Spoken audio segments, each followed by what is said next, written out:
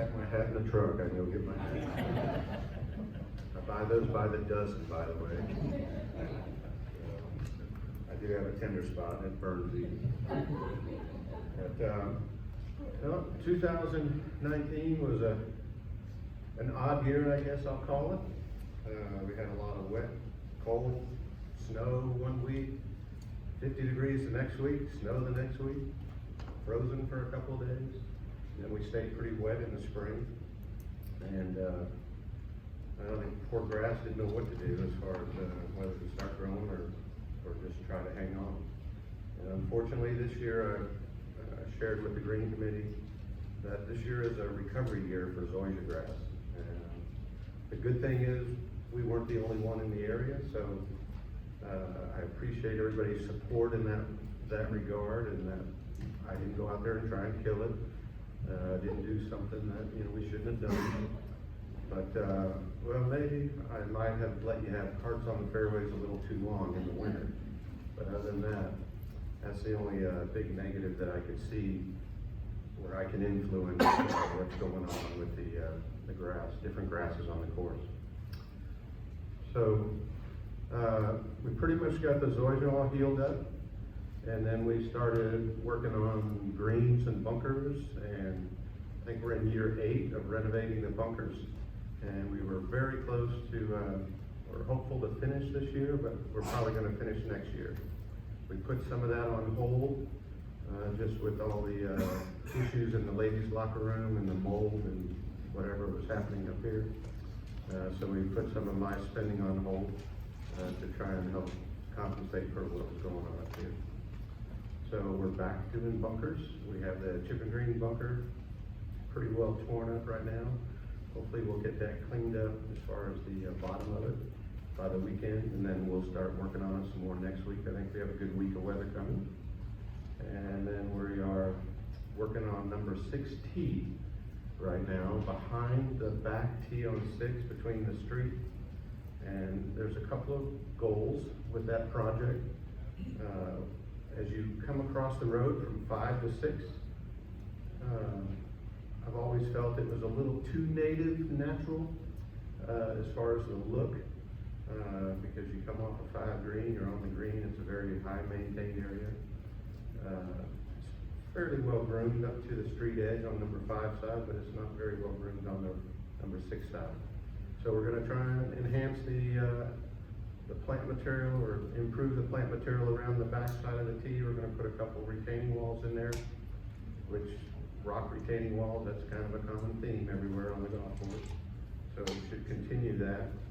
The other benefit of doing that from my standpoint is hopefully we'll be able to grow a little more grass on the back of that tee. It's not a heavily used tee, but we replace the back half of it almost every year. Part of that was just from the root pressure of all the cedar trees, and then just all the shading and stuff that was on the cedar trees back there. The whole area is 30 years old. Like a lot of other parts of the clubhouse, the golf course, it was overgrown or just aged, and it needed to be freshened up. So we're going to try and do that as a winter project. And then we're going to do some drainage. So I'm kind of listing what we're doing now, and I'll step back and go over some of the things that we did.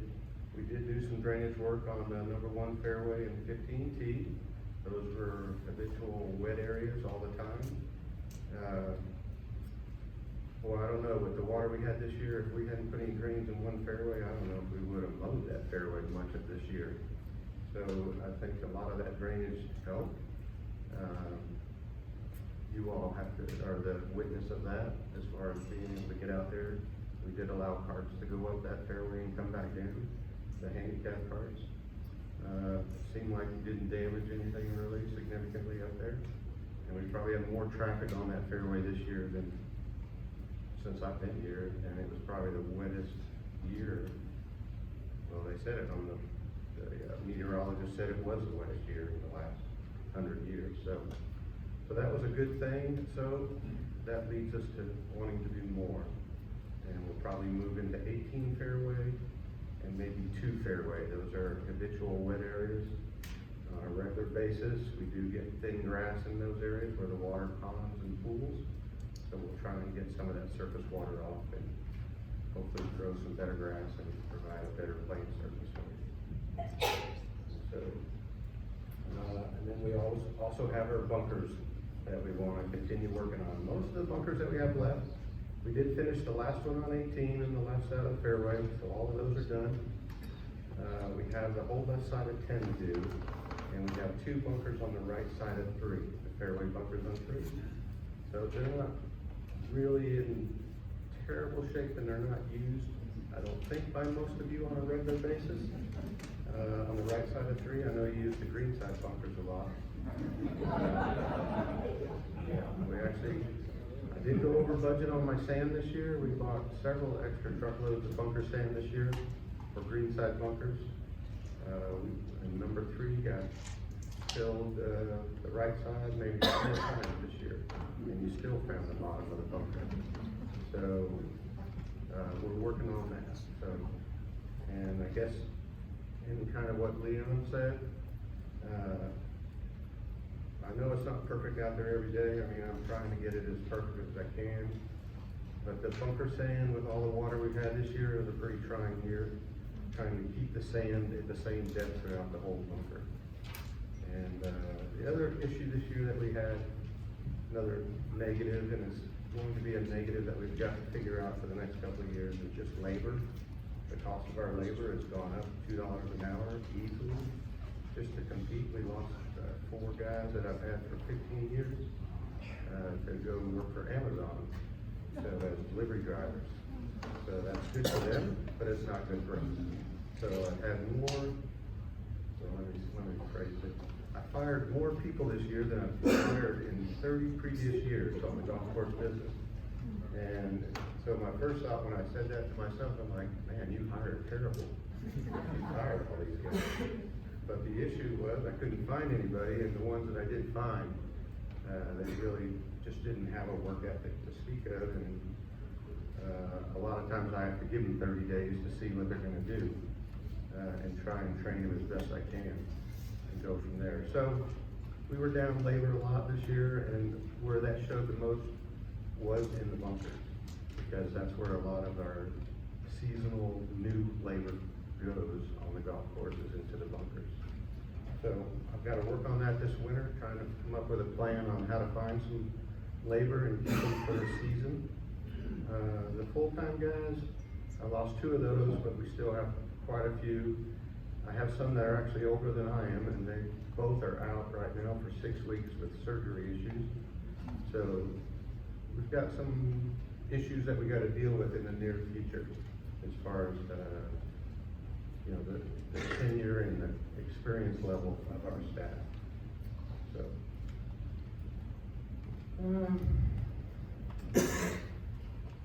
I think that's all I want to say for right now, other than I'd like to thank my green committee. I had a pretty good committee this year. I've had a good committee in many years.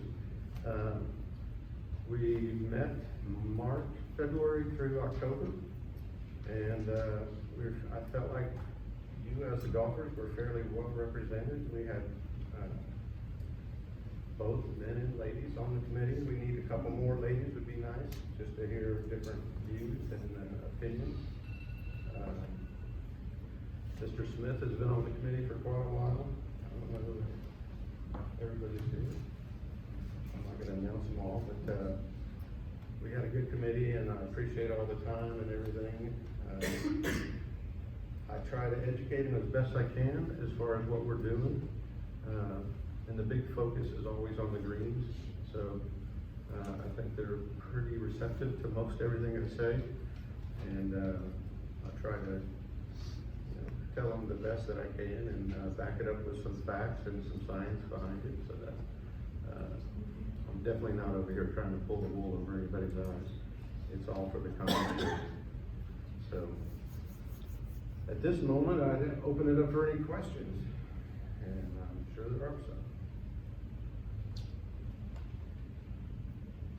Pretty quiet.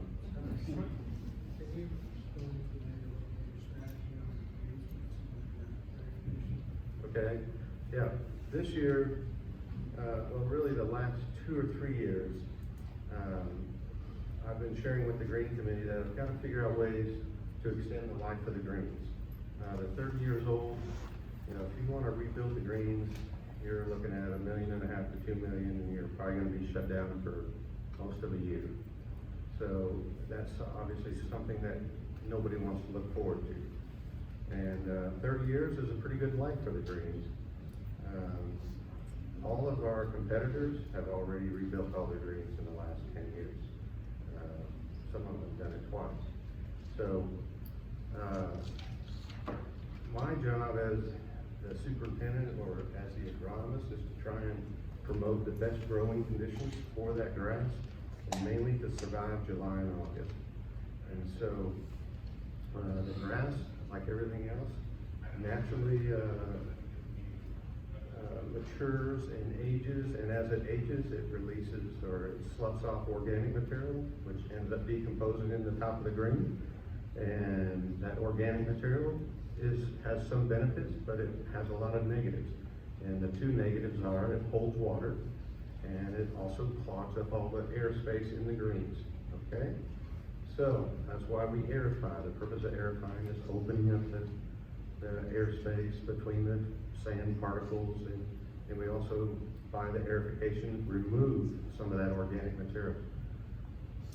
I know when we aerify, you think it's the end of the world, but the reality of what we're doing is, on a percentage basis, we're only affecting 6 to 8% of the actual surface. Even though we've aerified the whole surface, we've only disrupted 6 to 8% of the surface of that green. So I know it seems hard to believe that when you're out there putting and trying to dodge all the holes and your ball's bouncing sideways.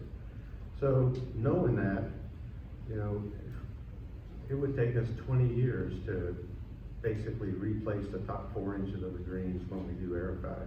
And that's if we hit a different spot on the green every time.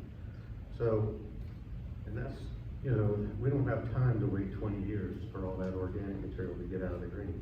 So we're trying to decide, I'm trying to decide how I can implement some other aerifications to improve the air porosity, the amount of air held in the soil, and improve the drainage. So this year we tried this dry jet. We did it in April, along with our regular aerification. The dry jet is really nice, puts clean sand in, and it also opens up the soil underneath it. It doesn't remove anything. So if you think of a jar full of sand, it just packs more sand into the green. So one of the good things from a golf standpoint is it firms up the greens, because you have the same amount of sand and you just added 5% more into that jar. So it has to go somewhere, so it compacts everything. So that would actually reduce some of the air by filling in all the pore space, by packing that sand in. Sorry about it's getting a little busy here. But anyways, we did that in April, and the company came out of Tennessee. They did a super job.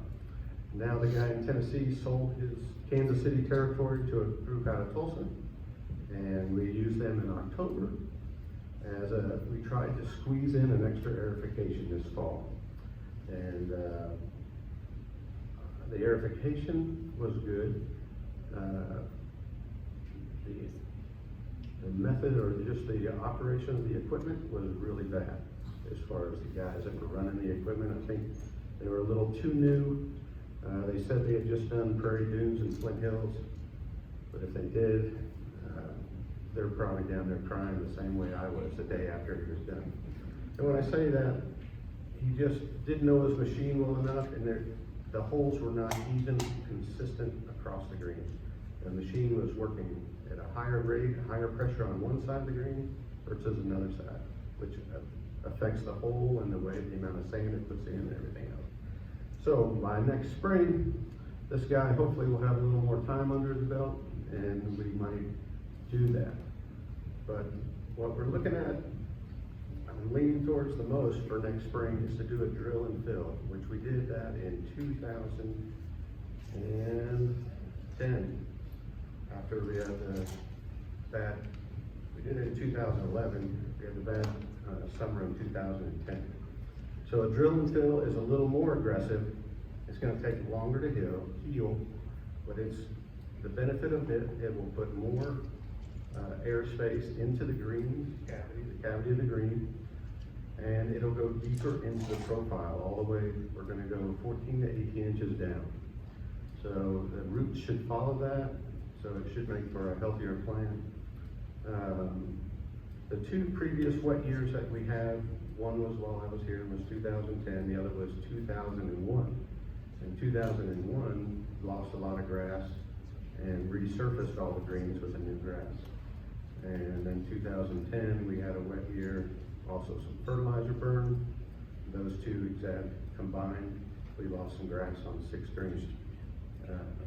Since that time, we have not really lost any significant grass anywhere other than on 13 green when it went underwater. So, and I attribute a lot of that to the drill and fill. And since we did the drill and fill in 2011, every year I've been trying to determine when is the next time that it needs to happen. And, you know, every year since then, we've had pretty good results getting through the summer.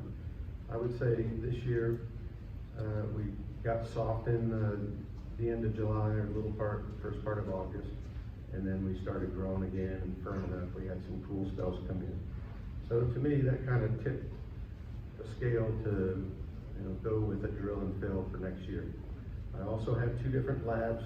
We sent soil samples out to 2 different labs. They looked at all the soil. The greens, as far as being able to grow grass, have all the materials in there to do it. They're in a good enough level as far as the organic material content that's in the soil. It's at a 2 to 3% level, which is very, very good for 30 years old. And I think by doing the drill and fill this spring, we'll have better aeration in the greens, and we should drain even better than we've been draining the last couple of years. So, long story short, the whole name of the game is to extend the life of the green. So I think we can get another 5 or 10 years, you know, out of those. And so if you can do that, it'll allow some money to fix other things around the golf course or in the clubhouse. So nobody's looking forward to being closed anywhere. And we're all feeling it right now with the clubhouse. It's dead up here. It hurts to even come up here in the daytime with the clubhouse closed. So I wouldn't want to see that on the golf course if we can help it. And that's why we're going to drill. And it's about a $14,000 number next year versus, you know, 2 or 3 years having to rebuild greens. And, you know, just the cost to do it, we'll say is $1.5 million, but you're going to lose $500,000 in the clubhouse just from lack of use. So I have gone through several greens rebuilds at previous courses. And you do find out how much the golf course really affects the whole club operation when you close the course down. So, did I do too much or?